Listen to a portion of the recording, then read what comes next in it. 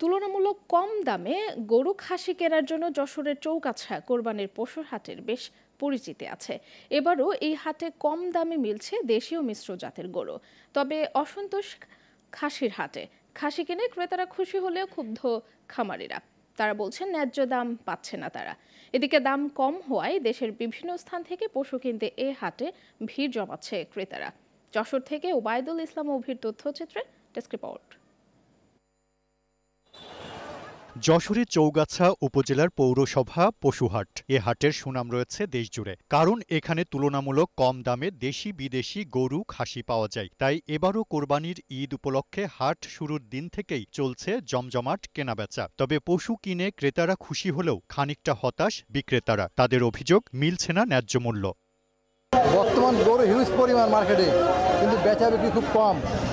আগের থেকে বাজার একটু নরম হয়ে গেছে। কুরাস গরুগুলো আসলে বেচা কিনা হচ্ছে কম, বেশি বিক্রি আছে দেশি গরু ওই 1,30,000 1,35,000। আমাদের গ্রাম অঞ্চলে কিনতে চাই একটু গোশে পুষানো, দেখাচ্ছে 1,25,30 দিয়ে কিনলি 1,15,000 4 মন গোশ হবে। এই হাটে স্থানীয় ক্রেতাদের কাছে দেশি গরুর চাহিদা বেশি। তবে চট্টগ্রাম, রাজশাহী, রংপুর, দিনাজপুর, ফেনী এসব জেলার ক্রেতারা এখানে কিনতে আসেন মিশ্র জাতের গরু। বেচা হচ্ছে তো টুকটাক ভালোই, দাম হয়নি। এই চৌগাছা পশুহাটে এসে যারা কিনা বেচা করছে তারা সবাই খুশি এবং গরুর দামও কম। তারা খুশি মনে এবারকার ঈদুল আজহা পালন করবে।